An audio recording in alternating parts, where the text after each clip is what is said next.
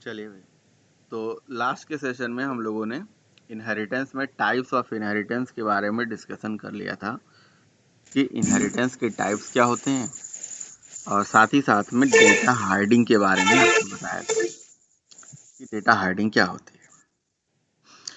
तो data hiding जब दो क्लासेस पेरेंट और चाइल्ड क्लास में सेम नेम से डेटा हो जाता है, जब दो क्लासेस पेरेंट और चाइल्ड दोनों में सेम नेम से डेटा हो जाता है, तो उस केस में कुछ ऐसा होता है कि जो पेरेंट क्लास का डेटा है वो छिप जाता है, दिखता नहीं है, और प्रेफरेंस जो मिल जाता है वो मिल जाता है आपके चाइल्ड क्लास के डेटा को। यही कहलाता है डेटा हाइड।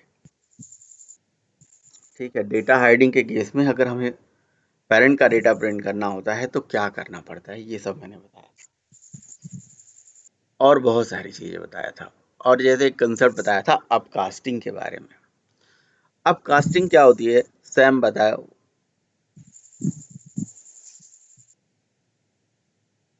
सैम जी आवाज आ रही है? समझे? हाँ जी,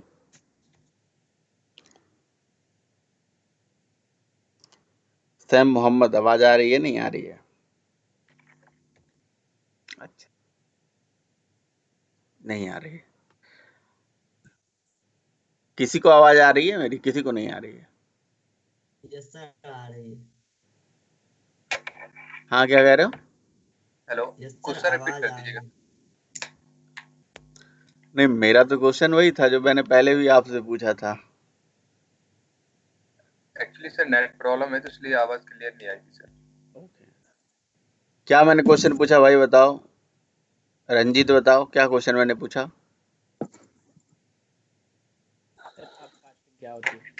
हाँ, अपकास्टिंग क्या होती है? अपकास्टिंग क्या होती है, बिल्कुल।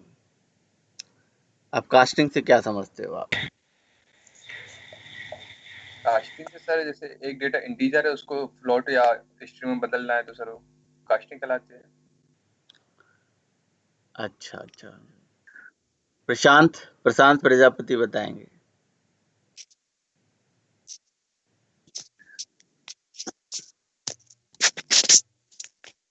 प्रशांत आवाज आ रही है? सर ये ध्यान नहीं है। हाँ आ रही है सर, ध्यान नहीं है। ध्यान कैसे रहेगा, आजकल पढ़ाई पे ध्यान नहीं दे रहे तो कैसे ध्यान रहेगा? सबसे बड़ी समस्या तो इस बात सर की है। 3 जगह ध्यान है सर, मैं हैं? कोई परेशान हो रहा। 3 जगह ध्यान है सर। 3 जगह जाना है मतलब?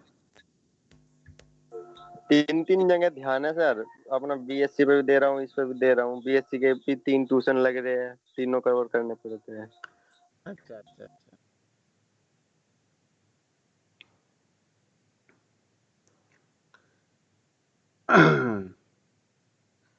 ओके, कौन बताएगा भाई? यस सर मैं बताऊं। बता दो, थोड़ा तेज बोलना यार। सर अपकास्टिंग क्या होता है, जब हम लोग अपने चाइल्ड क्लास के ऑब्जेक्ट के रेफरेंस को और उसके हम्म पेरेंट क्लास के हम्म, डेटा टाइप, उसके पेरेंट क्लास के टाइप में अगर हम लोग स्टोर करते हैं तो वो अपकास्टिंग कहलाता है सर। जैसे सर हमारे ऑब्जेक्ट का जो भी रेफरेंस है उसको हम लोग पेरेंट क्लास के टाइप में रखेंगे तो वो अपकास्टिंग कहलाएगा। बिल्कुल भाई, सही बात है। चाइल्ड के ऑब्जेक्ट को पेरेंट में रखना अप कास्टिंग कहलाता है, पेरेंट के ऑब्जेक्ट को चाइल्ड में रखना डाउन कास्टिंग कहलाता है। तो ये सारा चीज भी मैंने लास्ट टाइम पे बता दिया था आप लोगों को। और इनहेरिटेंस जब होती है तो अगर हमें पेरेंट सॉरी इनहेरिटेंस होती है, डेटा हाइडिंग होती है, तो डेटा हाइडिंग में पेरेंट का डेटा कैसे प्रिंट करा जाए, ठीक है, वो सारा सिचुएशन हमने बताया था। और साथ में एक सुपर कीवर्ड के बारे में बताया था। सुपर कीवर्ड क्या होता है? सुपर कीवर्ड के बारे में पता है Rajinikanth? Yes sir super keyword होता है जिसके थ्रू सर हम लोग पेरेंट क्लास के किसी भी method, data and sir constructor को कॉल कर सकते हैं। वेरी गुड यार, बहुत ही अच्छा, बहुत ही बढ़िया। तो ये सारा चीज मैंने बताया था कि सुपर कीवर्ड से पेरेंट क्लास का मेथड भी कॉल कर सकते हैं, पेरेंट क्लास का डेटा भी कॉल कर सकते हैं, और पेरेंट क्लास का कंस्ट्रक्टर भी कॉल कर सकते हैं। बहुत ही अच्छा। तो ये सारा चीज मतलब आपने याद रखा है। ओके। अच्छा, और डेटा हाइडिंग के केस में पेरेंट और ये हर सिचुएशनल है। मतलब पेरेंट क्लास का डेटा हम कब कॉल करते हैं? जब डेटा हाइडिंग होती है। ठीक है। पेरेंट क्लास का मेथड कब कॉल करते हैं? जब ओवर राइडिंग होती है। तो ये सारी चीजें हैं भाई। बढ़िया था। कौन सी क्लास हमने बनाई थी? कोई क्लास हमने बनाई थी जिसमें ये सारा चीज करा था। पेरेंट क्लास का डेटा कॉल किया था या पेरेंट क्लास का मेथड कॉल किया था। कोई क्लास बनाया था। यहाँ दिख रहा है? इतने सारे तो प्रोग्राम है यहाँ। चलिए कोई बात नहीं, हमने टेस्ट नाम से या डेमो नाम से ही क्लास रखा होगा। ठीक है, टेस्ट या डेमो ही बनाया रहा होगा। ठीक है, तो अब हम क्या करने वाले हैं? देखिए, अब हम क्या करने वाले हैं? अब कास्टिंग का भी यूज आगे आएगा आप लोगों के लिए, है ना, कि अब कास्टिंग का कैसे कैसे यूज करा जाता है। अब एक छोटा सा रूल होता है, वो जरा हम पढ़ लेते हैं। रूल ये होता है कि जब इन जावा के अंदर किसी चाइल्ड क्लास का जब ऑब्जेक्ट बनाते हो तो चाइल्ड का कंस्ट्रक्टर चलता है, और किसी भी चाइल्ड क्लास के कंस्ट्रक्टर के चलने के पहले इमीडिएट पेरेंट क्लास का कंस्ट्रक्टर चलता है। ये रूल होता है। ठीक है, मतलब देखिए, जैसे मान लीजिए कि हमारी क्लास है टेस्ट नाम से, है ना, और टेस्ट क्लास जो है इसके अंदर सपोज करिए कि ये है डिफॉल्ट कंस्ट्रक्टर। अब हम अगर ऑब्जेक्ट बनाएंगे तो ये डिफॉल्ट कंस्ट्रक्टर तो चलेगा ही। यहाँ पे लिख देते हैं टेस्ट का कंस्ट्रक्टर या डिफॉल्ट कंस्ट्रक्टर,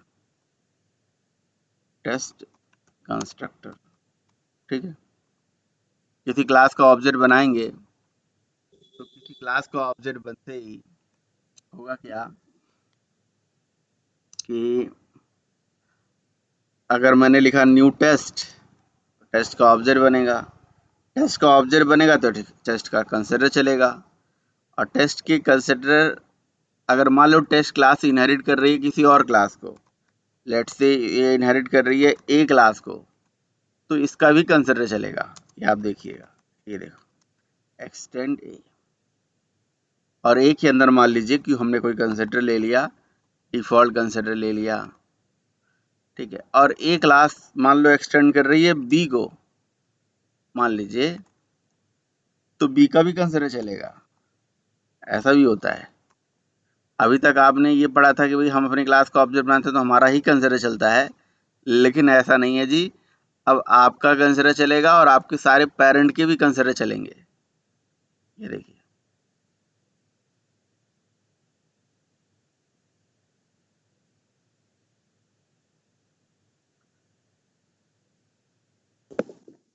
ओह, क्या मैंने लिख दिया ये, string S is equals to system dot out dot println लिखना चाहिए ना। क्या करा जाए, दूसरे जगह ध्यान है। ध्यान एक जगह होना चाहिए भाई। ए का कंसेप्ट, ये हो गया हमारा टेस्ट का कंसेप्ट, टेस्ट कंस्ट्रक्टर। और इसके ऊपर है जी एक बी क्लास का भी कंस्ट्रक्टर। यहाँ पे ले लिया हमने बी का कंस्ट्रक्टर। तो बी कंस्ट्रक्टर, ए कंस्ट्रक्टर और टेस्ट का कंस्ट्रक्टर, और इसको सेव कर दिया जी हमने टेस्ट डॉट जावा से। तो अब आप देखिए,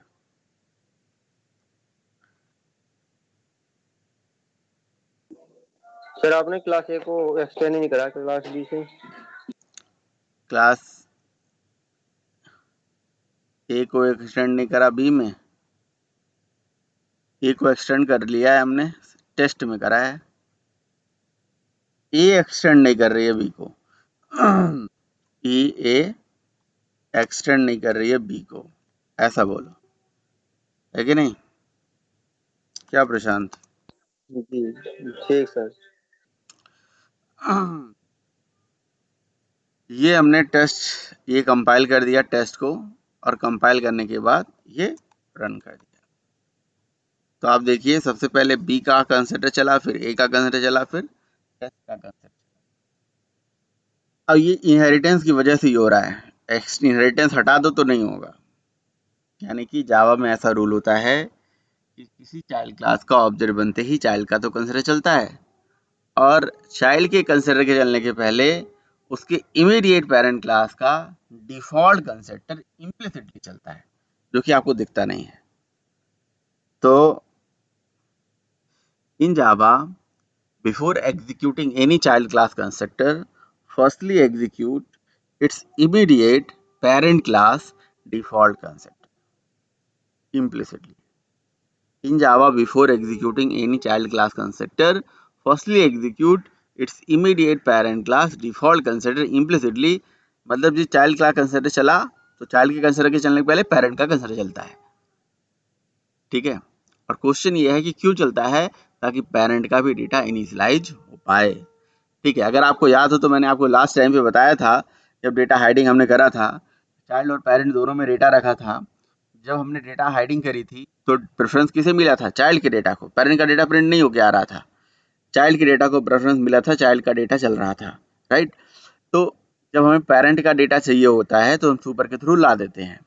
लेकिन मैंने आपसे क्वेश्चन पूछा था कि जब इनहेरिटेंस करते थे, हम चाइल्ड का ऑब्जेक्ट बनाते हैं तो क्या पेरेंट का भी ऑब्जेक्ट बन जाता है क्या? नहीं बनता। अगर ऐसा हो जाएगा तो बहुत सारे ऑब्जेक्ट मेमोरी में बन जाएंगे, जिससे मेमोरी का वेस्टेज हो जाएगा। तो इसीलिए जब हम चाइल्ड का ऑब्जेक्ट बनाते हैं तो चाइल्ड के ऑब्जेक्ट के अंदर ही पेरेंट के सारे डेटा को मेमोरी मिलती है।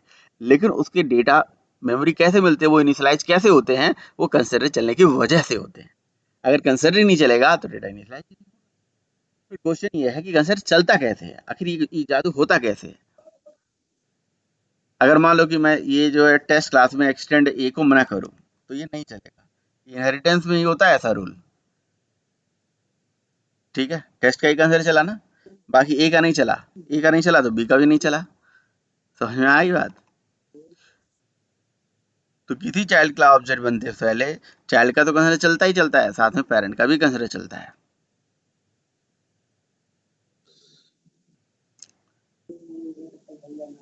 ऐसा कैसे चलता है भाई, क्या क्या कहानी होती है इसके पीछे बैकएंड में, क्यों चलता है? ताकि पेरेंट का डेटा इनिशियलाइज हो पाए। कंसिडर का पर्पस ही होता है डेटा को इनिशियलाइज करना मेन। तो अगर कंसिडर चलता है तो पर्पस यही है कि डेटा इनिशियलाइज हो जाए। यानी कि जब आप इनहेरिटेंस करते हो और सपोज करो इनहेरिटेंस आपने कर दिया और फ्रेम का ऑब्जेक्ट बना लिया, तो फ्रेम का तो हमारे क्लास का ऑब्जेक्ट बना लिया, तो हमारे क्लास का ऑब्जेक्ट तो बना, साथ में हमारे क्लास के ऑब्जेक्ट के बनने से पहले भी पेरेंट का ऑब्जेक्ट बना। मतलब अगर हमारी क्लास फ्रेम को इनहेरिट कर रही है तो ऑब्जेक्ट नहीं बना, सॉरी, मतलब कंसिडर चला। तो यानी कि हमारे कंसिडर के चलने के पहले तो फ्रेम का भी कंसिडर चला मेमोरी में, ताकि उसका भी डेटा इनिशियलाइज हो जाए। तभी तो एक और बात है, मैं आपको एक बात और बताया था, किसी भी चाइल्ड क्लास का जो ऑब्जेक्ट होता है वो चाइल्ड टाइप का तो होता ही है, साथ में पेरेंट टाइप का भी होता है। चाइल्ड का एक ऑब्जेक्ट पूरे, है ना, मतलब फैमिली को रिप्रेजेंट करता है, ठीक है। किसी क्लास का एक, किसी घर का एक बच्चा जो है पूरे खानदान को रिप्रेजेंट करता है कहीं ना कहीं, ठीक है। अगर वो अच्छा काम कर दिया तब भी अच्छी बात है, बुरा काम कर दिया तब भी मतलब नाम तो रोशन कर ही देगा वो कहीं ना कहीं, किसी भी तरह से। समझ रहे हो ना? तो वही बात है। अच्छा, ये कैसे प्रूव कर सकते हैं कि चाइल्ड का एक ऑब्जेक्ट चाइल्ड टाइप का भी होता है, साथ में पेरेंट टाइप का भी होता है? मैंने बताया था, कौन सा ऑपरेटर बताया था, किसके थ्रू ये कंपेयर कर सकते हैं, चेक कर सकते हैं? Who is responsible to compare the two objects? Instance of. Instance of operator. So instance of operator is used to check, it is used to compare the particular object is the instance of the particular type or not. If the object is particular class type or interface type, so it returns true, otherwise it returns false. मतलब वो check करता है कि कोई भी object है उसका type जो है, उसका टाइप पर्टिकुलर क्लास टाइप का या पर्टिकुलर इंटरफेस टाइप का या पर्टिकुलर सुपर क्लास टाइप का है या नहीं। अगर है तो ट्रू रिटर्न करता है, नहीं तो फॉल्स रिटर्न करता है। अगर किसी वेरिएबल में नल वैल्यू है तब भी फॉल्स रिटर्न करेगा वो। ऐसा होता है, इंस्टेंस ऑफ से कंपेयर कर सकते हैं। अच्छा, लेकिन मुझे ये जानना है, आप लोगों ने एक चीज़ जानना है मुझे, कि जब चाइल्ड का ऑब्जेक्ट बनता है तो चाइल्ड क्लास के कंसिडर चलने पेरेंट का कंसिडर कैसे चल जाता है, क्या जादू हो जाता है, कोई बताएगा? किसी को नहीं पता?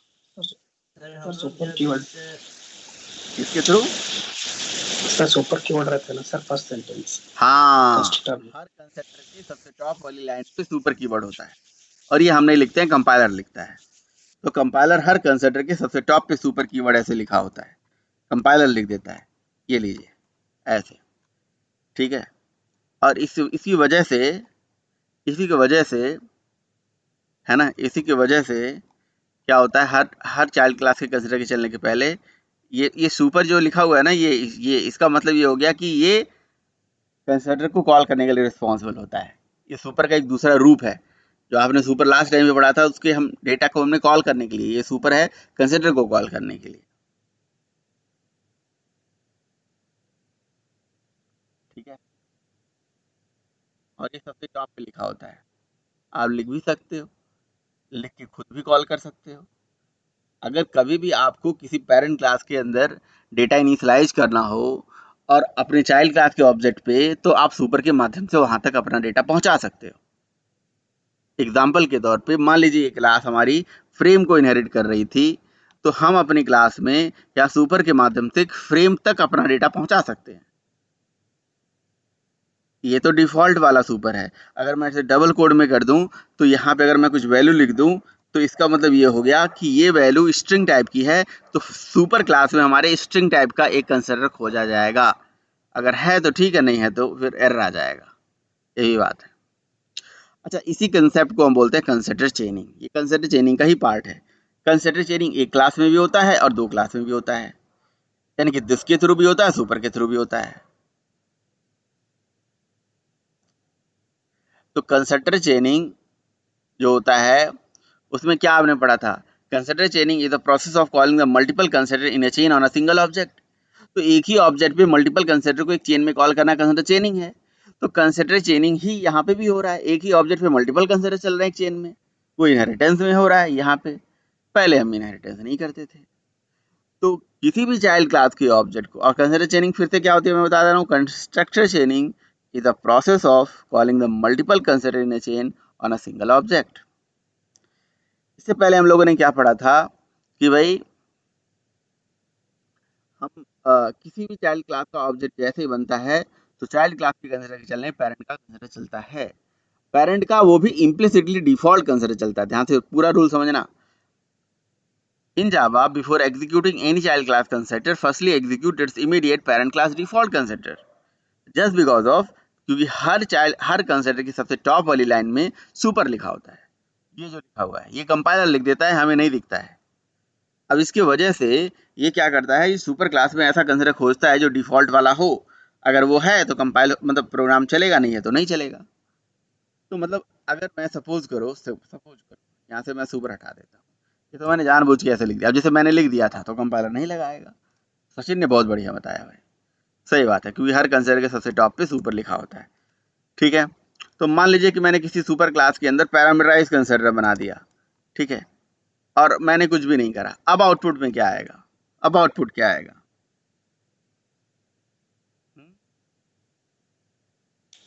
शायद एरर आएगा सर, सुपर कीवर्ड तो लिखना है ना सर।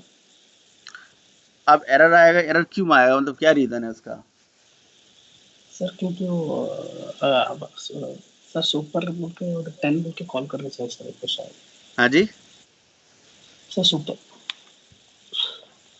एरर क्यों आएगा वो मुझे बताइए, एरर का रीजन बताइए। क्योंकि सर कंस्ट्रक्टर पे पहला कीवर्ड तो सुपर है, तो दिस कीवर्ड होता है। यहाँ पे सुपर कीवर्ड लिखना चाहिए सर। सुपर लिख के उधर 10 उसके अंदर सुपर के अंदर 10 पैरामीटर पास करना चाहिए, क्योंकि अरे हम यार ये बताओ, ये बोलो कि यहाँ पे जो बाय डिफॉल्ट सुपर है वो डिफॉल्ट वाला सुपर है जो आपको दिख नहीं रहा है, और वो आपकी सुपर क्लास में यानी कि इमीडिएट पेरेंट में ऐसा कंसिडर खोज रहा है जो डिफॉल्ट वाला हो, और आपने बनाया नहीं है, इसलिए एरर आ जाएगा। इसलिए एरर आ जाएगा, मतलब हमने उस टाइप का मैचिंग कंसिडर तो बनाया नहीं ना। ये देखिए वो पर्टिकुलर जो पैरामीटर इसे चाहिए वो मिल नहीं रहा है। तो हम क्या करेंगे जी, या तो हम पेरेंट क्लास में एक डिफॉल्ट कंसिडर क्रिएट कर दें, पेरेंट क्लास के अंदर एक डिफॉल्ट कंसिडर क्रिएट कर दें, या सुपर के अंदर यहाँ से कोई वैल्यू पास करा दें। तो सुपर के अंदर लेट से हमने खुद लिख दिया और वैल्यू पास करा दिया 23, तो 23 वैल्यू वहां जाके रिसीव हो जाएगा और प्रोग्राम चल जाएगा। This is case first. ये फर्स्ट केस है, फर्स्ट सिचुएशन है, ऐसे चल सकता है। दूसरा केस है कि जी आप पेरेंट क्लास में डिफॉल्ट कंसिडर बना लो। आपने कहा सर डिफॉल्ट कंसिडर तो कंपाइलर देता है। कंपाइलर डिफॉल्ट कंसिडर जब आप नहीं बनाते हो तब कहाँ देता है? सॉरी, जब आप नहीं बनाते हो तभी देता है, सॉरी। जब आपने कंसिडर बना दिया है तो नहीं देगा वो। ठीक है, तो हम यहाँ पे ऐसे डिफॉल्ट कंसिडर बना देंगे और उसके बाद यहाँ से इसको कमेंट कर देंगे और इस तरह से चला देंगे। तो ये चीज़ आपको पता होना चाहिए। ठीक है, तो इसका मतलब क्या हुआ? इसका मतलब हुआ चाइल्ड के ऑब्जेक्ट के बनने के पहले पेरेंट का कंसिडर, चाइल्ड का कंसिडर चलेगा और चाइल्ड के कंसिडर के चलने के पहले, सॉरी, चाइल्ड के कंसिडर चलने के पहले पेरेंट का कंसिडर चलता है। तो पेरेंट का कंसिडर वो भी कौन सा चलता है? डिफॉल्ट वाला, पैरामीटर वाला नहीं, इम्प्लिसिटली। पैरामीटर वाले को चलाना है तो आपको सुपर कीवर्ड मैनुअली लिखना पड़ेगा और उसमें वर्ड जो भी है अपना डाल के उसे चलाना पड़ेगा। जो भी वैल्यू, जिस टाइप की वैल्यू है उस टाइप की वैल्यू उसमें ऐड करके उसे चलाना पड़ेगा। बताइए भाई, कोई कंफ्यूजन? कोई समस्या, कोई कंफ्यूजन, कोई प्रॉब्लम?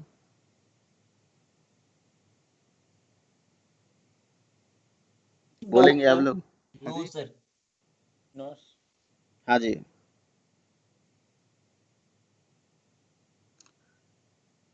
कोई कुछ पूछ रहा है?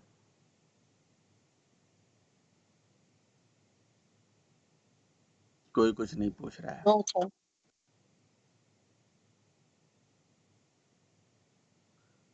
ओके, तो मेरा एक क्वेश्चन है, ठीक है, कि जैसे मान लीजिए इसके अंदर पेरेंट क्लास के अंदर डिफॉल्ट कंसिडर भी है, पैरामीटराइज कंसिडर भी है, और मान लीजिए कि मैंने सुपर के माध्यम से पैरामीटर कंसिडर को कॉल कर दिया। ठीक है, तो फिर डिफॉल्ट वाला तो स्किप हो जाएगा ना। आप देखिएगा जरा, अब आप देखिएगा डिफॉल्ट कंसिडर तो चलेगा ही नहीं। कंपाइल करा, रन करा, बी कंसिडर 23 और टेस्ट, डिफॉल्ट मिस हो गया, चला ही नहीं, क्योंकि यहाँ पे सुपर मिल गया। इसकी सुपर से ये कंसिडर चला और फिर इसके अंदर भी सुपर लिखा होता है। सुपर के लिखने की वजह से पेरेंट का कंसिडर चल जाता है। तो फिर क्वेश्चन ये है कि वो डिफॉल्ट वाला कैसे चलेगा? बताएंगे अगर भैया? वहाँ पर हाँ जी, हाँ जी, बताइए बाय दिस कैसे चलेगा?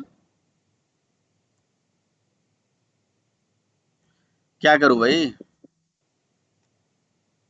सर अगर एक डिफॉल्ट सुपर बना दिया जाए तो डिफॉल्ट सुपर, वैल्यू देखो अगर कोई सुपर कीवर्ड जो है, ये रूल होता है कि सुपर कीवर्ड हर कंस्ट्रक्टर के सबसे टॉप पे लिखा जा सकता है। पहली चीज ये रूल है, सुपर कभी स्टैटिक के अंदर यूज नहीं होता है और हर कंस्ट्रक्टर के सबसे टॉप पे लिखा जा सकता है। ठीक है, और सुपर हमेशा हमेशा, देखो 3 रूल है सुपर के साथ। सुपर को ये ना सोच लेना कि वो कभी करंट क्लास के कंसिडर को कॉल करने वाला है। सुपर हमेशा और हमेशा इमीडिएट पेरेंट के कंसिडर को ही कॉल करने वाला है। इमीडिएट पेरेंट, ये भी बात है, और किसी को नहीं। इमीडिएट पेरेंट के कंसिडर को ही कॉल करने वाला है। तो सर जो हमारा पैरामीटराइज कंस्ट्रक्टर है उसमें सर अगर हम लोग एक क्लास का ऑब्जेक्ट बना देते हैं ये डिफॉल्ट कॉल हो जाएगा। एक सर और, बाय दिस दिस की कीवर्ड थ्रू सर। हाँ जी, कैसे करें? दिस की तरह सर। दिस दिस कहाँ की लिखे, तरह सर। कहाँ दिस लिखे? सर वो ऊपर से कंस्ट्रक्टर में सर। कहाँ, कौन से कंसिडर में लिखे?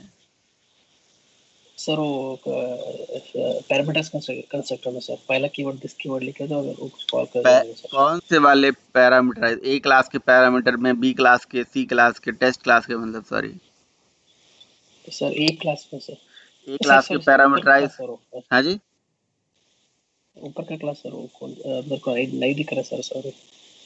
यहाँ पे थोड़ा स्टक हो गया सर मेरा। सर बी क्लास में सर। प्रोग्राम देख लीजिए, प्रोग्राम तो पूरा एकदम ओपन है, सारा लाइन हाँ यहाँ सर दिख रहा है, हाँ ध्यान सर से मेरे को देख लीजिए। स्टक हो गया सर। मोबाइल थोड़ा स्टक हुआ सर।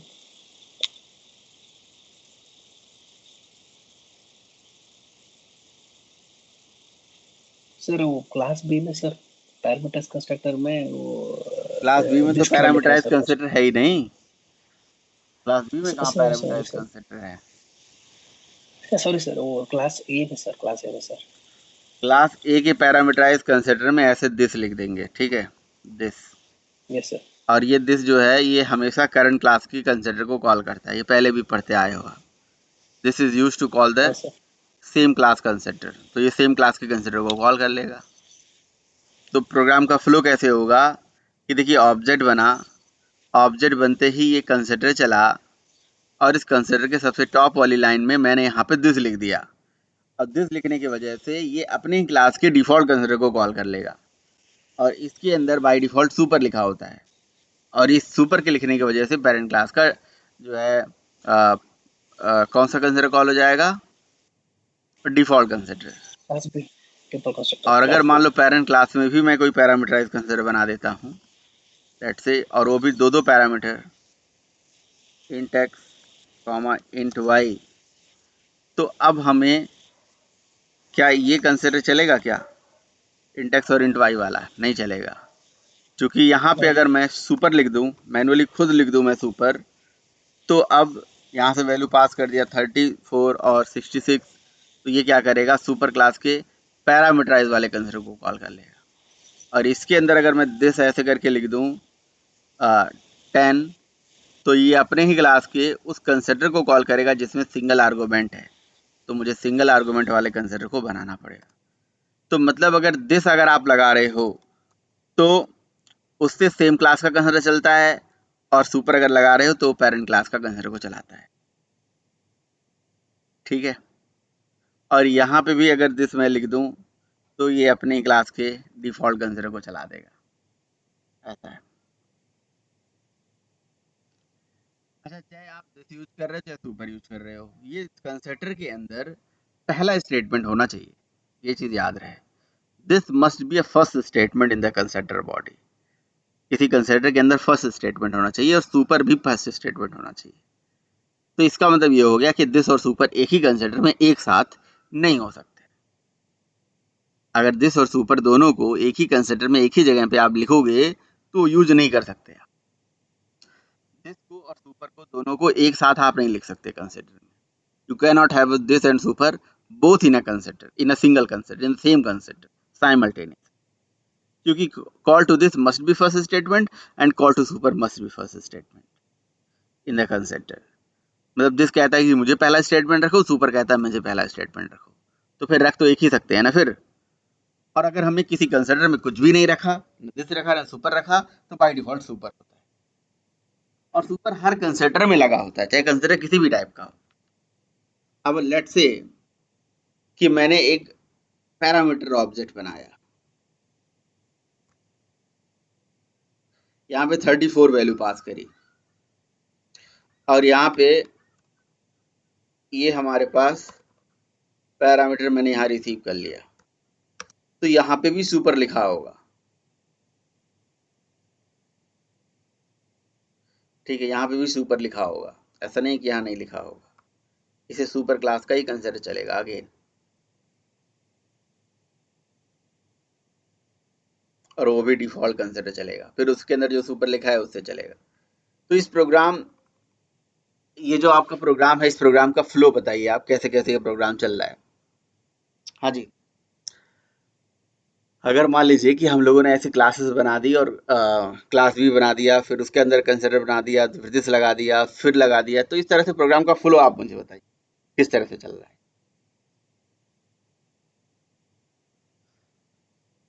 हम्म, वो बता सकते हो?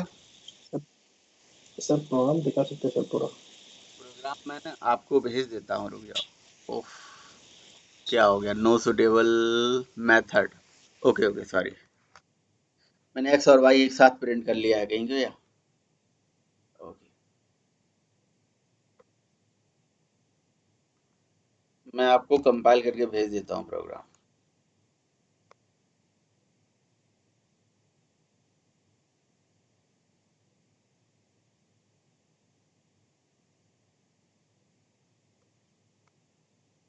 देखिए प्रोग्राम भेज दिया, जरा इसका फ्लो मुझे बताइए।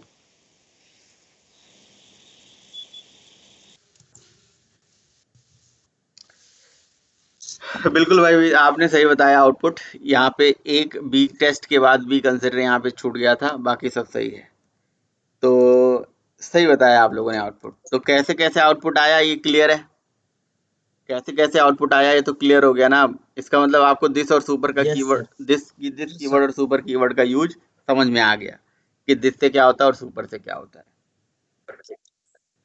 बिल्कुल, सुपर से इमीडिएट पेरेंट क्लास का जो डिफॉल्ट कंस्ट्रक्टर है वो कॉल हो जाता है, या पैरामीटराइज भी अगर आपको कॉल करना है तो भी कॉल कर सकते हैं। ठीक है। तो this keyword is used to call the same class constructor and super keyword is used to call the parent class constructor. ठीक है, म्यूट कर लीजिए सब लोग। बताइए भाई, कोई क्वेश्चन, कोई क्वेरी? किसी का कोई क्वेश्चन है, कोई क्वेरी है, या एकदम क्लियर है, समझ में आ रहा है सारी चीजें?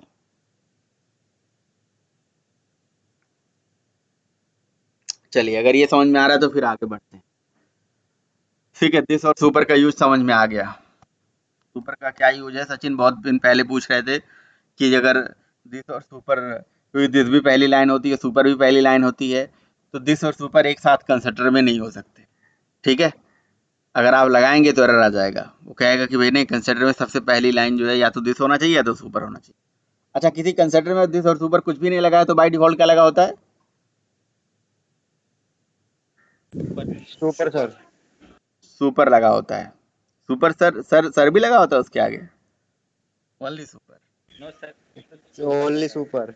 Only super. ठीक है जी, ठीक है।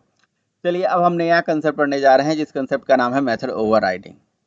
मेथड ओवरराइडिंग क्या होती है? ठीक है, जैसे मान लीजिए कोई पेरेंट क्लास है।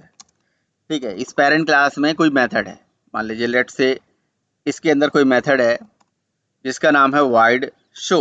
ऐसे वाइड शो नाम से मेथड है मान लीजिए। ठीक है, और किसी क्लास के किसी मेथड को चाइल्ड क्लास में एज इट इज लिख दो मान लो। अब जैसे वाइड शो है, यहाँ पे लिखा हुआ है, हमने क्या करा, यहाँ पे लिख दिया ए शो, ऐसे लिख दिया हमने। ए क्लास का शो मेथड हो गया ये। ठीक है, अब टेस्ट क्लास में मैंने एक्सटेंड कर दिया ए को मान लीजिए, और फिर मैंने क्या करा, इसी सेम मेथड को चाइल्ड क्लास में एज इट इज लिख दिया, एज इट इज लिख दिया। ठीक है, यहाँ पे लिख दिया जी टेस्ट शो, ऐसे, और चाइल्ड का ऑब्जेक्ट बना के चाइल्ड का मेथड चलाया। तो इसी को मेथड ओवरराइडिंग बोलते हैं। तो जब जब भी कभी प्रोग्राम के अंदर दो क्लासेस चाइल्ड और पेरेंट में सेम नेम से मेथड हो जाए, जब भी दो क्लासेस चाइल्ड और पेरेंट में सेम नेम से मेथड हो जाए, ठीक है, तो हम बोलेंगे चाइल्ड ने पेरेंट के मेथड को ओवरराइड मार दिया। जैसे हम लोगों ने टू स्ट्रिंग मेथड को ओवरराइड मारा था,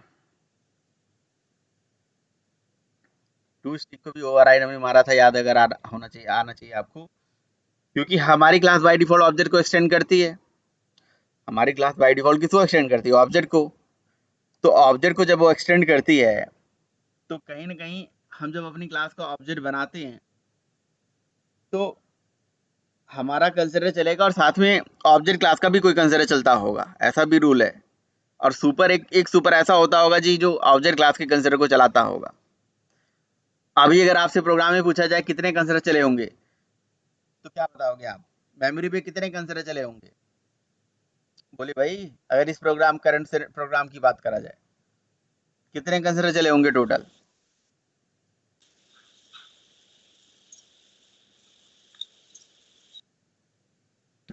सर एक कंस्ट्रक्टर तो एक क्लास के लिए चला होगा, एक शो क्लास के लिए चला होगा, एक ऑब्जेक्ट क्लास के लिए चला होगा। सर 3 चले होंगे शायद। एक क्लास के लिए, एक ऑब्जेक्ट क्लास के लिए, और एक ये जो 5 टेस्ट क्लास है। चल टेस्ट। बाप रे बाप। प्रदीप के 5 कंसिडर चलेंगे टोटल। कौन कौन से भाई कंसिडर नहीं 5? सर, सॉरी सर, वो ऐसा हुआ ना कि मैंने आउटपुट में जो लिख दिया था उसी को काउंट। Sorry sir, sorry. मैंने ध्यान नहीं दिया। हमने कहा कि भाई ऐसा कौन सा कंस्ट्रक्टर हो गया जो और भी चलते हों, क्या पता। नहीं सर, आउटपुट में जो कंस्ट्रक्टर लिखा था उसको मैंने इसमें बोल दिया, इसमें सॉरी। बताइए, इस करंट प्रोग्राम में बताइए। करंट प्रोग्राम में 3 कंस्ट्रक्टर चलेंगे, टोटल 3 कंस्ट्रक्टर।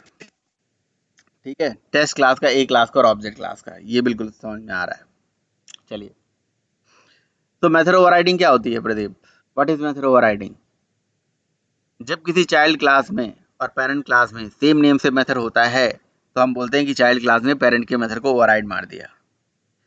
जब किसी चाइल्ड क्लास में चाइल्ड क्लास का मेथड का नाम और पेरेंट क्लास के मेथड का नाम सेम हो जाए तो इसे बोलते हैं मेथड ओवरराइडिंग। या जब चाइल्ड क्लास के अंदर पेरेंट क्लास का मेथड एज इट इज लिख दिया जाए, जब चाइल्ड क्लास में पेरेंट का मेथड एज इट इज लिख दिया जाए, रीराइट कर दिया जाए, इसे बोलते हैं मेथड ओवरराइडिंग। ठीक है, तो method overriding is the process of having same name of method in two classes, parent and child. When child class rewrite the parent class method with same name and same parameter, सब कुछ same होना चाहिए।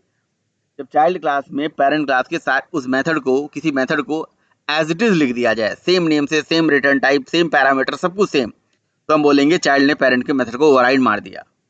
Whenever the method is override, always reference goes to the child class overridden method.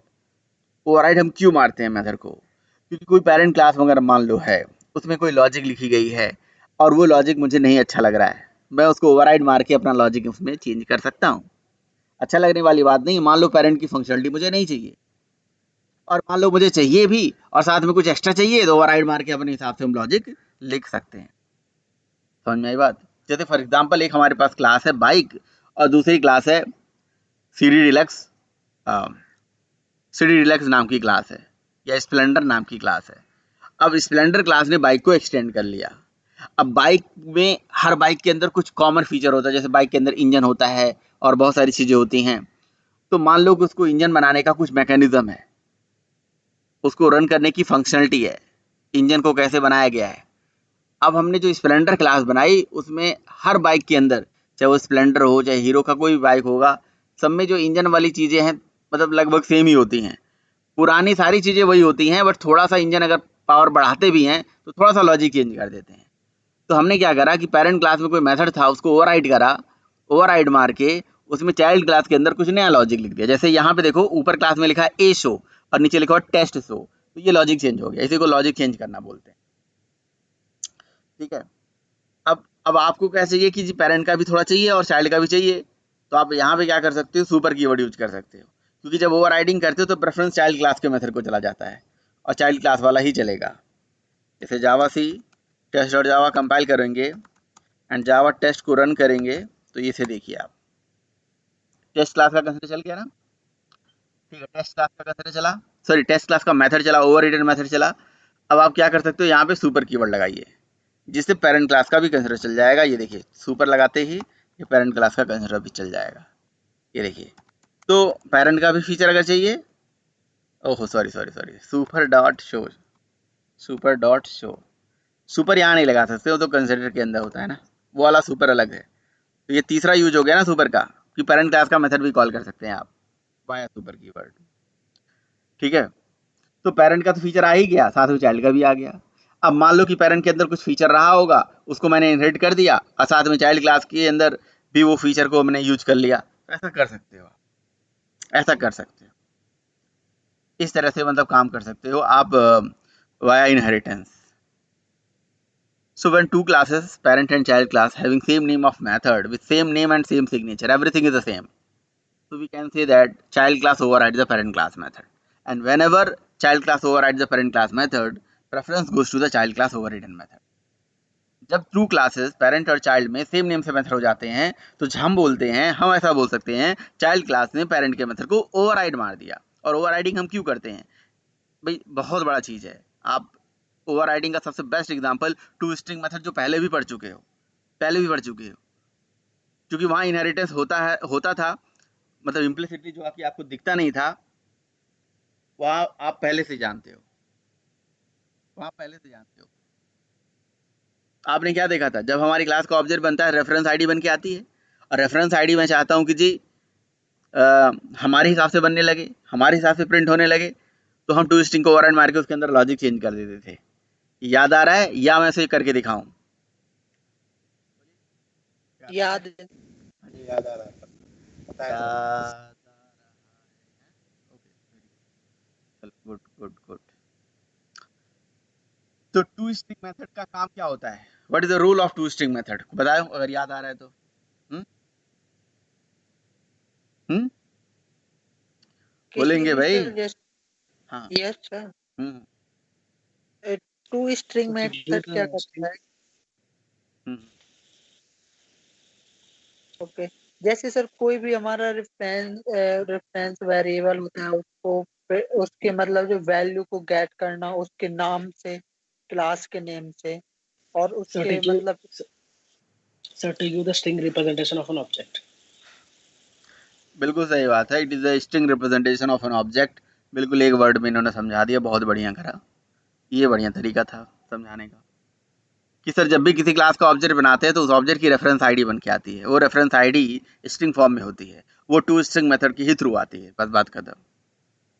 वो to string method के through आती है और वो ऑब्जेक्ट क्लास के अंदर होती है। ऑब्जेक्ट क्लास के अंदर टोटल 9 मेथड होते हैं जिनको मैजिक मेथड बोलते हैं, जो मैजिकली हर जगह अवेलेबल होते हैं। उसमें से टू स्ट्रिंग भी होता है। टू स्ट्रिंग को रीराइट करके उसके अंदर लॉजिक हम चेंज कर सकते हैं। ठीक है, वो ओवरराइडिंग का बेस्ट एग्जांपल है। आज यहाँ ओवरराइडिंग पढ़ रहे हो, कल को आप थ्रेड पढ़ोगे वहाँ ओवरराइडिंग करोगे, कल को किसी और क्लास में पढ़ोगे वहाँ ओवरराइडिंग करोगे। तो ओवरराइडिंग हम क्यों करते हैं? हम कभी इंटरफेस पढ़ेंगे तो वहाँ ओवरराइडिंग करेंगे, है ना। जैसे हम लोगों ने ओवरराइडिंग करा था, और बेस्ट एग्जाम्पल बताता हूँ। हम लोगों ने अभी लिसनर पढ़ रहे हैं, ये AWT के अंदर इवेंट पढ़ रहे हैं, एक्शन लिसनर। तो एक्शन लिसनर के अंदर एक एक्शन परफॉर्म मेथड है, उसको हम रीराइट करते हैं, जिसको ओवरराइड बोलेंगे, करते हैं। ठीक है, कल को आप एंड्रॉयड में एक्टिविटी पढ़ोगे, उसके अंदर एक method on create, on update, on फलाना दिमाग का जो भी है, उसको हम एज इट इज लिख के ओवरराइड मार देते हैं, अपने हिसाब से लॉजिक चेंज कर देते हैं। एंड्रॉयड के फ़ोन में एक बैक प्रेस का लॉजिक है कि जी बटन पे बैक करोगे तो जी वो पूछेगा do you want to really exit और नॉट। तो ठीक है, ये लॉजिक जो है एंड्रॉयड वालों ने बने बनाए नहीं दिया, तो आप उसे क्या करोगे, ओवरराइड मारोगे और उसके अंदर लॉजिक चेंज करके अपने हिसाब से चला दोगे, और मेथड वो खुद ही कॉल करेंगे। बैक प्रेस हम नहीं चलाते हैं, अपने आप वो चलता है। एंड्रॉयड का ऑन क्लिक मेथड जो होता है वो अपने आप चलता है, उसको हम ओवरराइड करके रीराइट करके लॉजिक लिख देते हैं और बटन की क्लिक करते हुए वो चल जाता है। ओवरराइडिंग का ये फायदा होता है भाई। कल को हम सर्वलेट पढ़ेंगे, सर्वलेट के अंदर सर्विस मेथड होता है जिसको हम अपने हिसाब से ओवरराइड मारेंगे, उसके अंदर अपने हिसाब से लॉजिक लिख देंगे। बहुत सारा काम है ओवरराइडिंग। उसकी कंसेप्ट पे तो पूरी जावा टिकी हुई है। उसका कंसेप्ट आपको क्लियर होना चाहिए। क्लास क्या है, ऑब्जेक्ट क्या है, कंसिडर क्या है, कंसिडर चेनिंग क्या है, दिस क्या है, सुपर क्या है, सब पता होना चाहिए, और मेथड ओवरराइडिंग भी पता होना चाहिए। तो मेथड ओवरराइडिंग से क्या समझते हो? क्या समझते हो प्रशांत? प्रशांत प्रजापति बताइए, मेथड ओवरराइडिंग से क्या समझते हैं आप? सर ये कि क्या बताइए? थोड़ी देर बोलता है फिर चुप हो जाता है। सतीश बता दो। हेलो, हाँ जी हाँ जी हाँ आवाज आ जी रही सर? हाँ जी, आ रही है आवाज। आवाज सर, पेरेंट क्लास के जो मेथड को चाइल्ड क्लास में कॉल करते हैं सेम टू सेम, उसी को ओवरराइड कहते हैं। कॉल नहीं करते हैं यार, गलत बता हाँ रहे हैं। सॉरी, कॉल कह रहा मैं, उसको ऐसे के ऐसे लिखते हैं। ऐसे कैसे लिख देते हैं? जैसे तुमने सर ये क्लास में 100 मेथड बनाया है, और ऐसे टेस्ट 1 क्लास में जो तुमने दोबारा 100 मेथड बनाया, इसको तो इसको ओवरराइडिंग बोलते कहते हैं। हैं, इसको थोड़े, इसको डिफिनीशन वाइज कैसे समझाएंगे, कैसे समझाएंगे? रजनीकांत बताओ।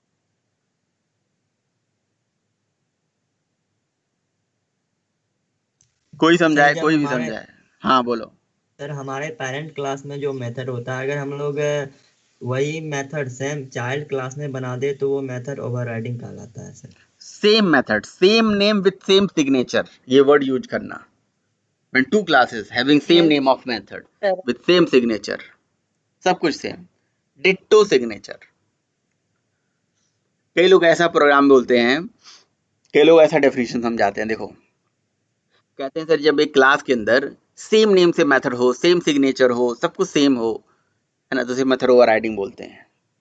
तो वहां पे ये वो चीज एक मिस कर जाते हैं, क्या बोलना, दो क्लासेस, व्हेन टू क्लासेस।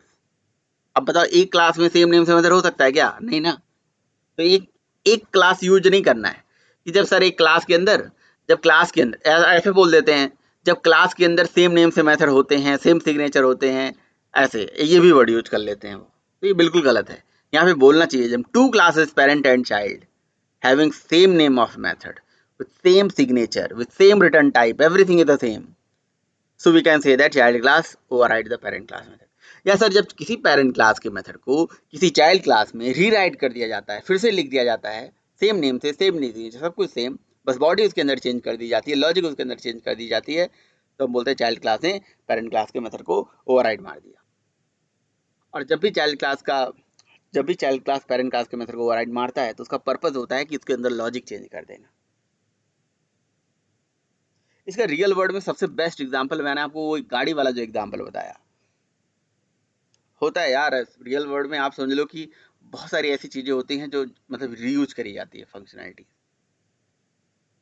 कोई भी कार बनाया जाता है, नया मॉडल आता है, भी जैसे ऑल्टो है, ऑल्टो का 800 है, K10 है, अभी एस्प्रेसो आया, मतलब जो भी है, मतलब ये मारुति की गाड़ियां हैं जो मतलब ऐसे हैं।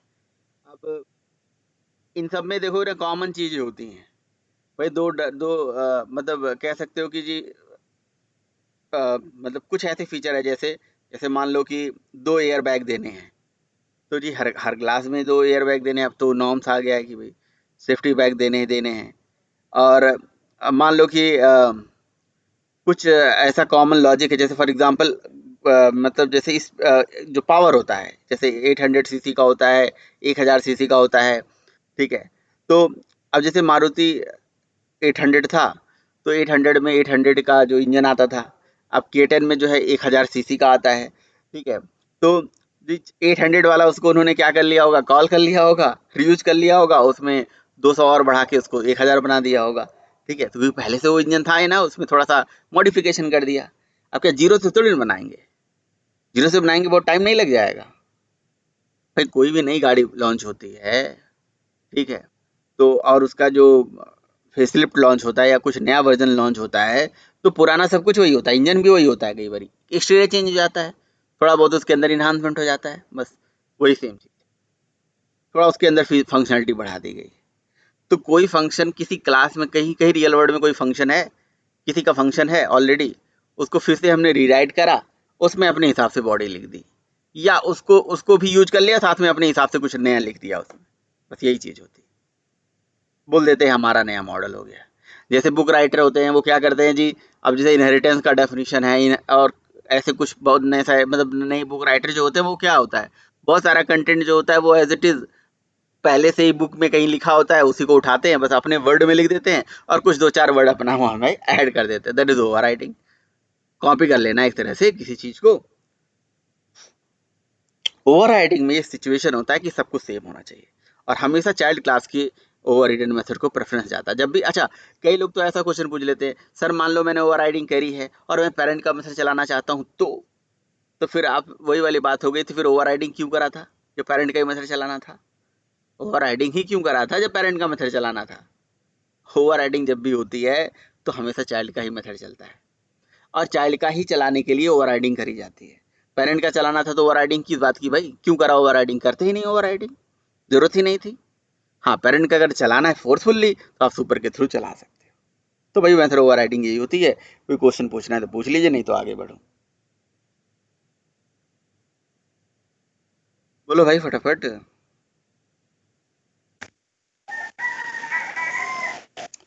मुर्गा बोल रहा है भाई, आप नहीं बोले, मुर्गा जरूर बोल रहा है।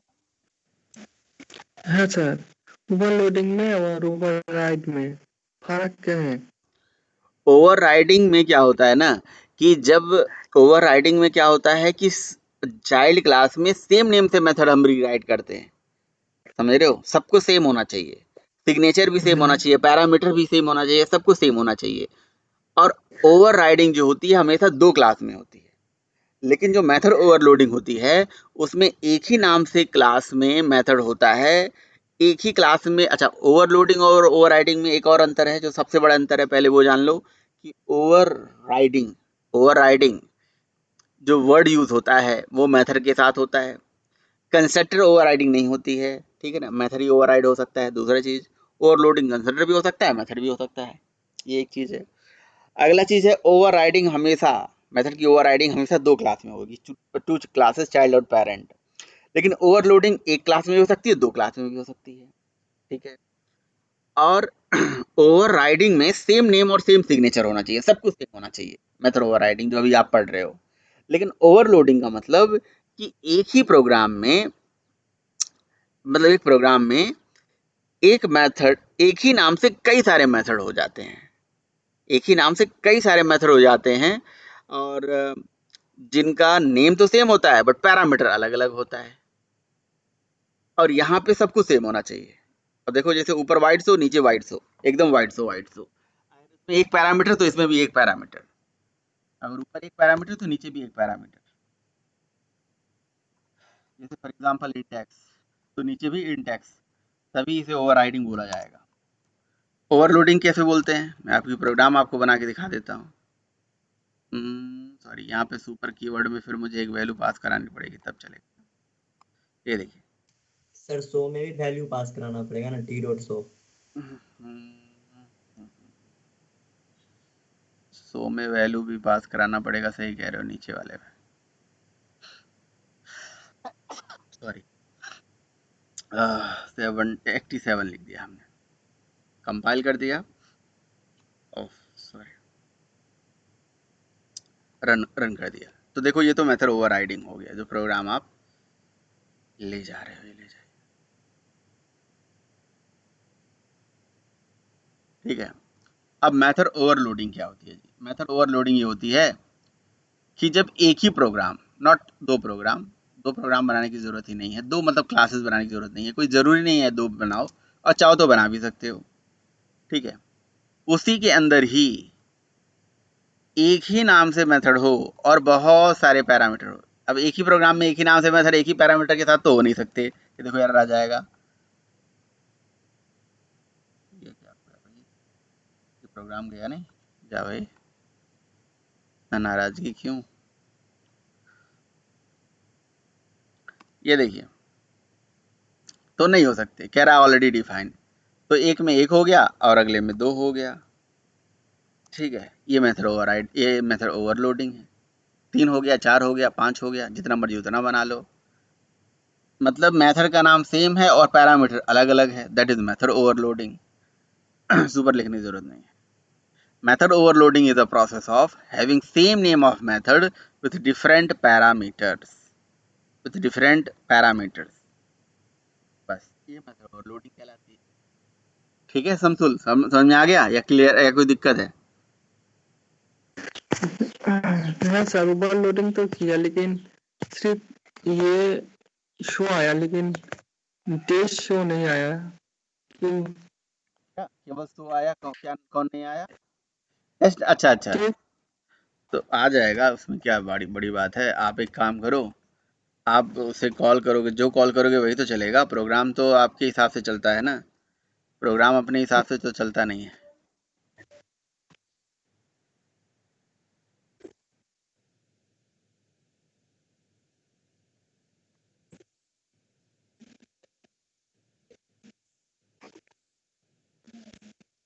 No suitable, T dot show में आपने वैल्यू नहीं दिया एक में।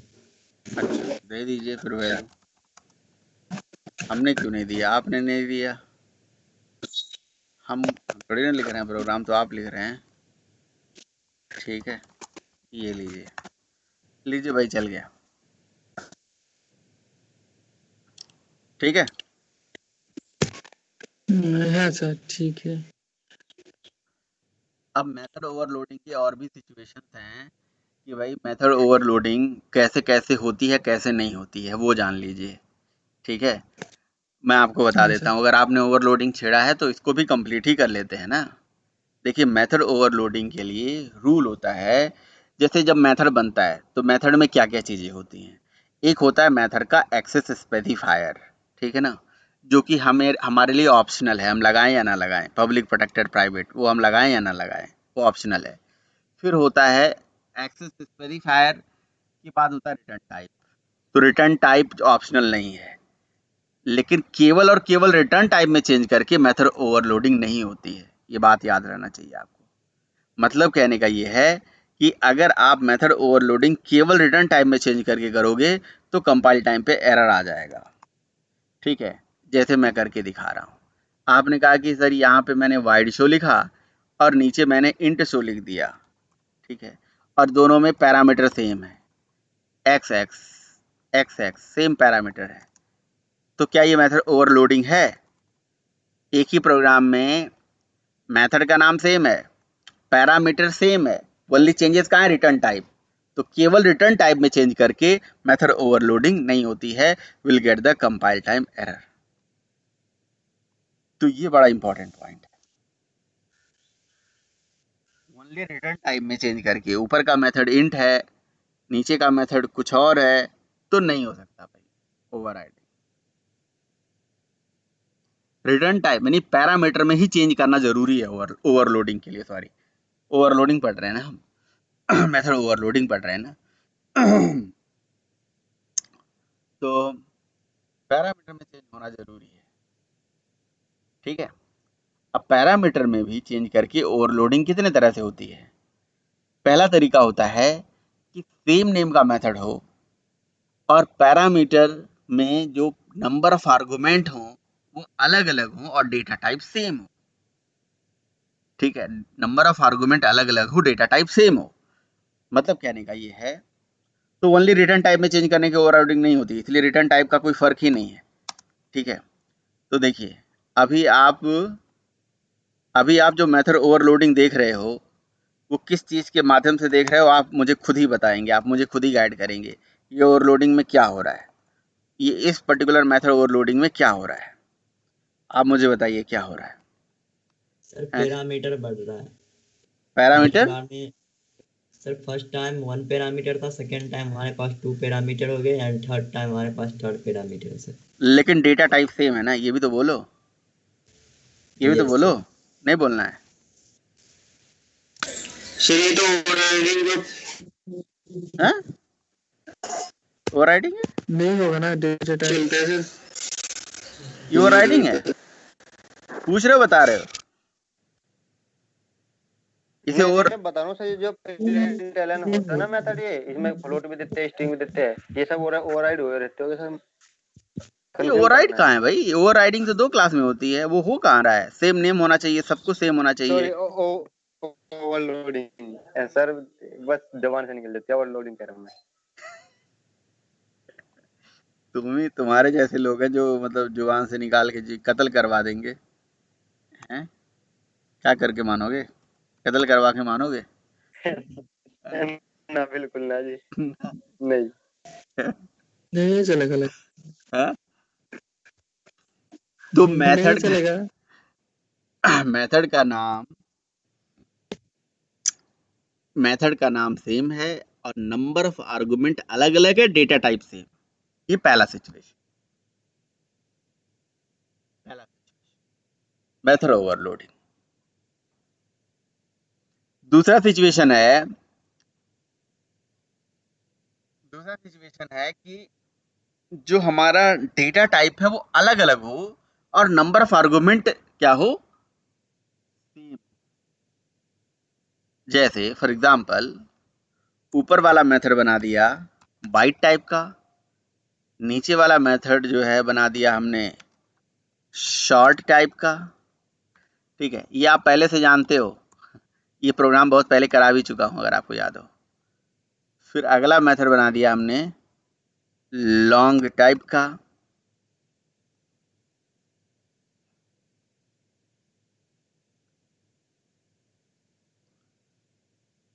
एक काम करता हूँ, रुको यार, सॉरी, मैं ये प्रोग्राम आपको लिख भेजा नहीं, भेज दूँ जरा फिर उसके बाद, क्योंकि आप फिर याद नहीं रहेगा आपको कि आपने क्या पढ़ा था। 1 पैरामीटर फिर 2 पैरामीटर, है ना? भेज दिया या नहीं भेजा है? भेज तो दिया मैंने अभी, बता भी नहीं रहे हो। नहीं भेजा है, सर ये वाला नहीं भेजा। ये वाला नहीं भेजा है ना। 1 पैरामीटर 2 पैरामीटर और 3 पैरामीटर,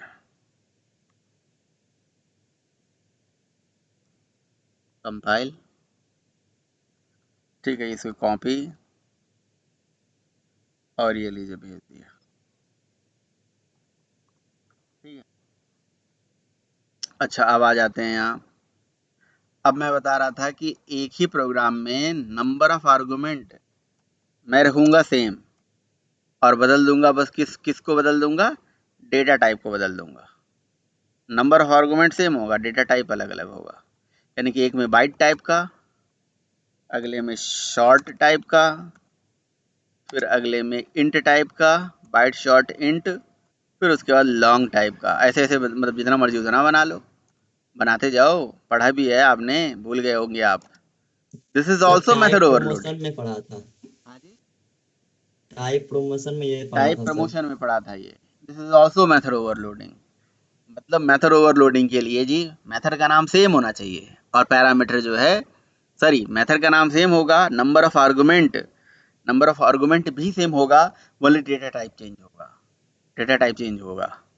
तो एक बार डेटा टाइप सेम रख के आर्गुमेंट बदल दिया और एक बार हमने आर्गुमेंट सेम रख के डेटा टाइप बदल दिया, तो दोनों मतलब एक दूसरे के अलग अलग हो गए। ये मेथड ओवरलोडिंग हो गई। बोले भाई क्लियर है? मुझे बताने की थोड़ी जरूरत है ये कौन सा कैसे चलेगा कैसे होगा, वो तो आप जानते ही हो। हाँ जी, हाँ जी। जी सर। Okay okay. अब तीसरा सिचुएशन है कि हम दोनों चेंज कर सकते हैं, है ना, आर्गुमेंट भी चेंज कर सकते हैं, डेटा टाइप भी चेंज कर सकते हैं। जैसे यहाँ बाइट लिख दिया, साथ में फ्लोट लिख दिया, और नीचे जी शॉर्ट लिख दिया, साथ में इंट लिख दिया। ऐसे भी कर सकते हैं। तो डेटा टाइप भी अलग कर सकते हैं और आर्गुमेंट भी अलग कर सकते हैं। बोलिए सही है? बाकी आप चला लीजिएगा। 3 सिचुएशन हो गए। एक्स इज ऑलरेडी, एक्स यहाँ पे एक्स ऑलरेडी बना है, पी लिया। तो ये 3 सिचुएशन हो गए।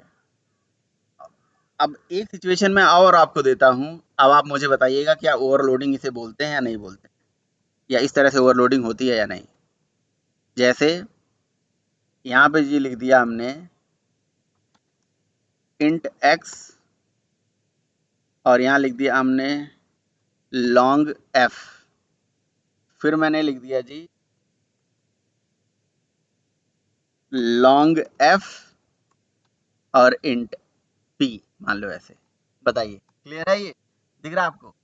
इस बार मैंने क्या किया बताइए। इस बार मैंने बस पोजीशन चेंज कर दिया। एक मेथड में इंट लॉन्ग था, दूसरे में लॉन्ग इंट कर दिया। समझ रहे हो? तो ये मेथड ओवरलोडिंग होती है नहीं होती है? यस सर, ओवरलोडिंग होगी। ये ओवरलोडिंग होगी। लेकिन इसको आप चलाइएगा, इसको चलाइएगा और मुझे आप बताइए ओवरलोडिंग होगी, चलो ठीक है, आप सही बोल रहे हो। लेकिन अगर मुझे आप बताइए अब मैं मेथड कॉल करूंगा तो कौन सा चलेगा?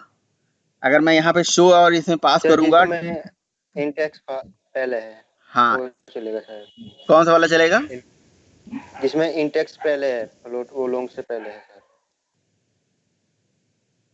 ये क्वेश्चन सर है ये इनसे। नहीं चलेगा कंपाइल, ये सर कंपाइल टाइम एरर आएगा इसमें। कैसे यस चलाएं सर, फिर? क्योंकि कैसे चलाएं? ये सर एंड खोजेगा सर। हम लोग इसको टाइप कास्टिंग कर सकते हैं सर। ये इंट खोजेगा नहीं सर। चला भाई, नहीं चला। अरे भाई यहाँ सफिक्स में एल लिख देंगे तो ये लॉन्ग सर वाले को कॉल कर लेगा। टाइप कास्टिंग क्या करना? वही सर। तो इस तरह की सिचुएशन बनते हैं, ये आप चलाइएगा देखिएगा ये क्यों एरर आया। ऐसे ही फ्लोट और डबल में भी होता है, एक में फ्लोट डबल और एक में डबल फ्लोट करिएगा आप, बस ओवरलोडिंग खत्म हो गया भाई।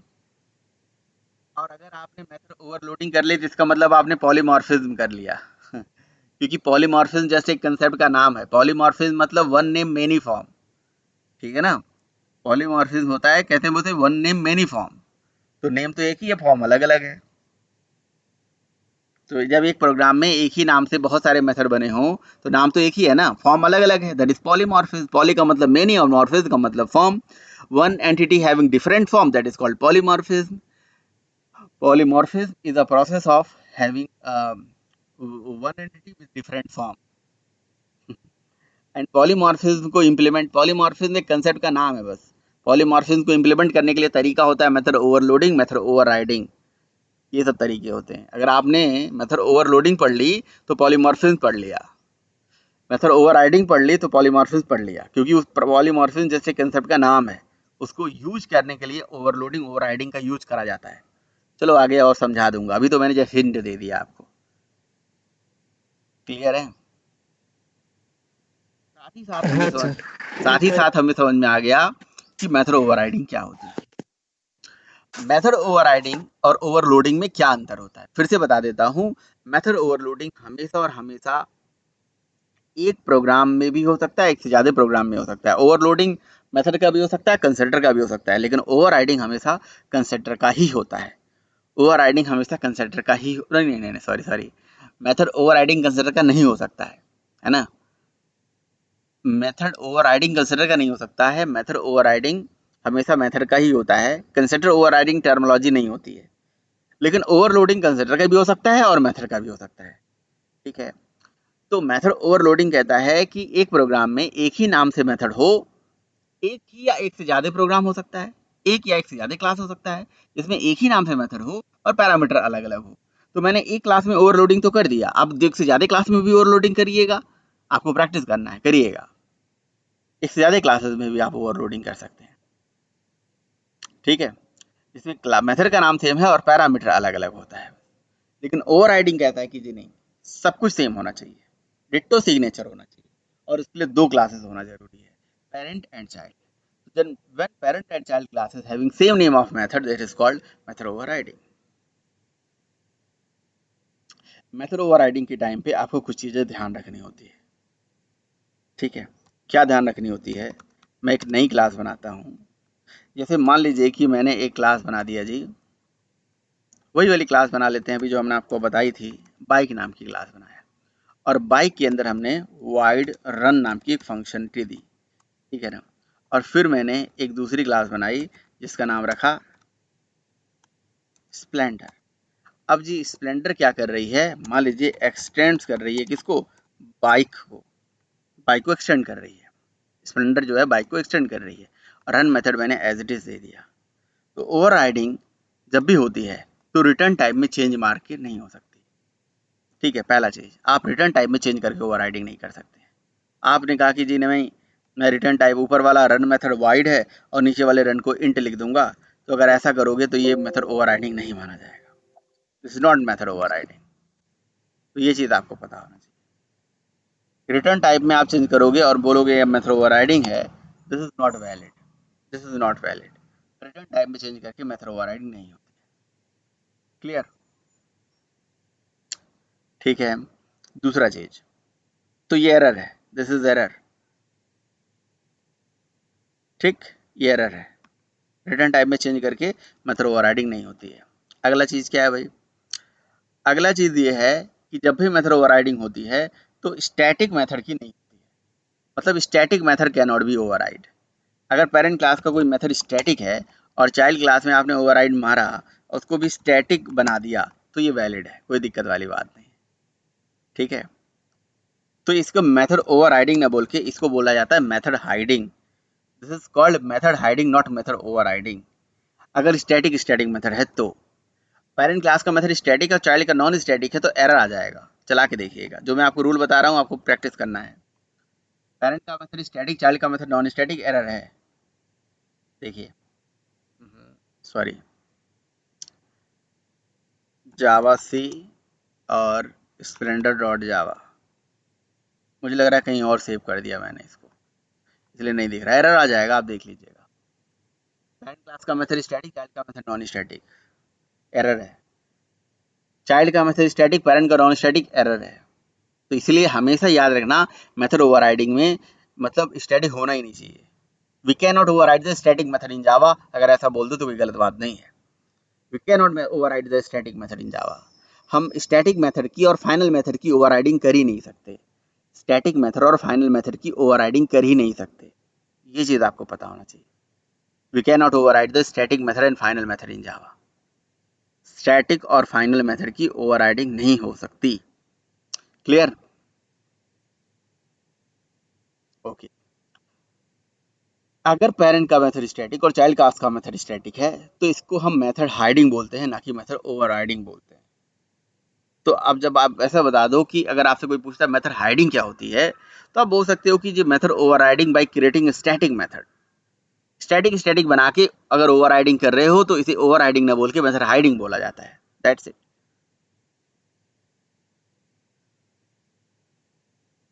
क्लियर?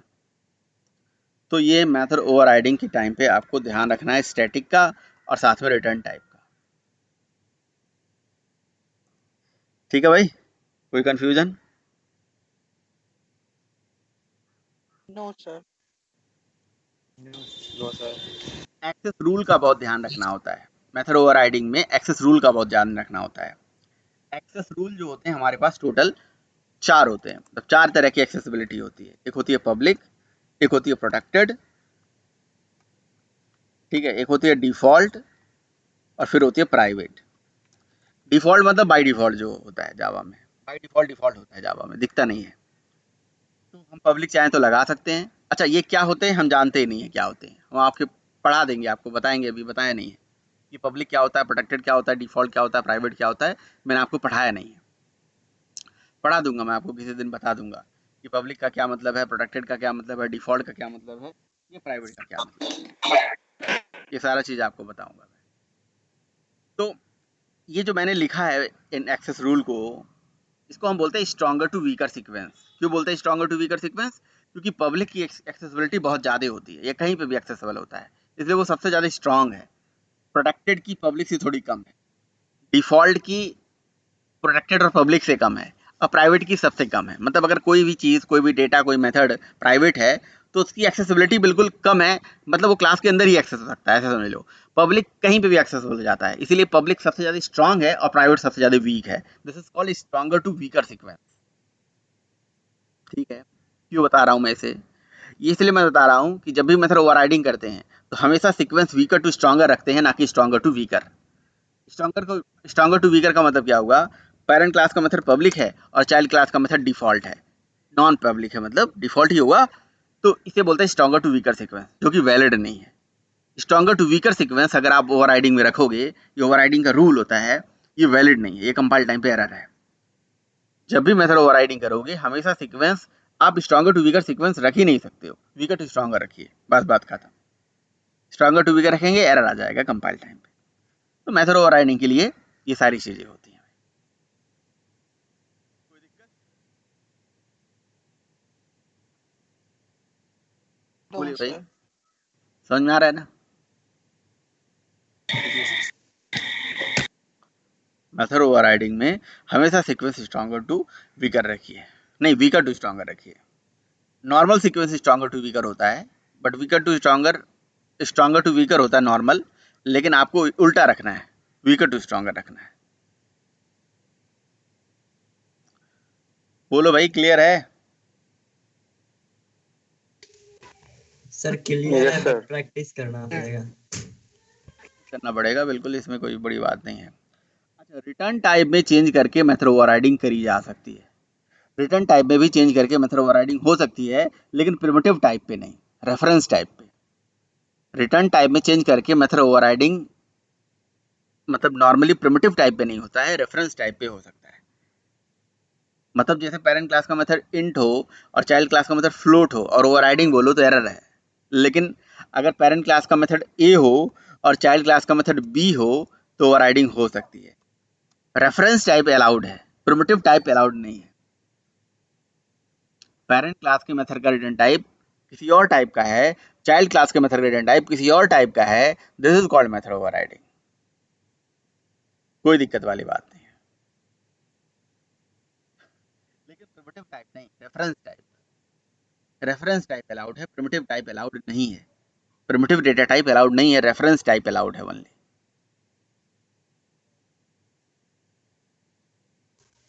सर स्ट्रिंग भी अलाउड नहीं है? मैं बता तो रहा हूँ, रेफरेंस टाइप अलाउड है ओनली। रेफरेंस स्ट्रिंग तो रेफरेंस टाइप का है ना। और जो मैंने ए और बी लिख दिया यहाँ पे, ए और बी क्या होनी चाहिए? कोई ना कोई क्लास होनी चाहिए, कोई ना कोई इंटरफेस होना चाहिए। तो यहाँ पे बस बेसिकली मैं ए और बी 2 क्लासेस बना देता हूँ, ठीक है। लेकिन ए और बी क्लासेस में भी रिलेशन होना चाहिए, क्योंकि ए पेरेंट का रिटर्न टाइप है और बी चाइल्ड का रिटर्न टाइप है, तो ए को पेरेंट बना दीजिए और बी को चाइल्ड बना दीजिए। इनमें भी रिलेशन होना चाहिए, बहुत इंपॉर्टेंट चीज़ है, ये पढ़ रहे हो, ठीक है। पेरेंट क्लास के मेथड का रिटर्न टाइप और चाइल्ड क्लास के मेथड का रिटर्न टाइप चेंज करके ओवरराइडिंग करी जा सकती है। लेकिन जब ओवरराइडिंग होती है तो प्रिमिटिव टाइप पे नहीं हो सकती है, रेफरेंस टाइप पे हो सकती है। पेरेंट क्लास के मेथड का रिटर्न टाइप किसी और क्लास टाइप का हो जाए, चाइल्ड क्लास का मेथड का रिटर्न टाइप किसी और क्लास टाइप का हो जाए, बट जो क्लासेस यूज हो रही हैं एज अ रिटर्न टाइप उनमें भी रिलेशन होना चाहिए पेरेंट और चाइल्ड का। जैसे बाइक ए का रिटर्न टाइप, मतलब बाइक का मेथड में रन का रिटर्न टाइप ए है और चाइल्ड में बी है, तो बी को चाइल्ड बना दो, ए को पेरेंट बना दो, ठीक है। बाकी रिटर्न करा के, भाई रिटर्न टाइप अगर इंटीजर होता तो इंटीजर रिटर्न कराते हो, अगर क्लास होता तो ऑब्जेक्ट रिटर्न कराते हो ना, तो ऑब्जेक्ट रिटर्न करा देना, हो जाएगा, प्रोग्राम चला लेना। बताइए, क्लियर है? और एक मजेदार बात बताता हूँ, Yes. अब आपको ए और बी क्लासेस बनाने की जरूरत ही नहीं है ना। आप चाहें तो पेरेंट क्लास में पेरेंट क्लास का रिटर्न टाइप कर दो, क्लास टाइप का रिटर्न टाइप कर दो ना, ये क्लास तो ऑलरेडी है। और चाइल्ड क्लास में चाइल्ड क्लास का रिटर्न टाइप कर दो, क्लासेस तो बनी बनाई हैं, अलग से ए और बी क्लासेस बनाने की जरूरत क्या है। Parent class method return parent class reference और child class method return child class reference. यहाँ पे रिटर्न दिस करा देना, आप स्टैटिक हटा दो, स्टैटिक हटा दो, सॉरी, ठीक है, रिटर्न दिस करा देना, ठीक है। अगर पेरेंट क्लास का रेफरेंस रिटर्न कर रहा है और चाइल्ड क्लास का रेफरेंस रिटर्न कर रहा है और साथ में मेथड ओवरराइडिंग कर रहे हो, इसको बोलते हैं कोवेरिएंट रिटर्न।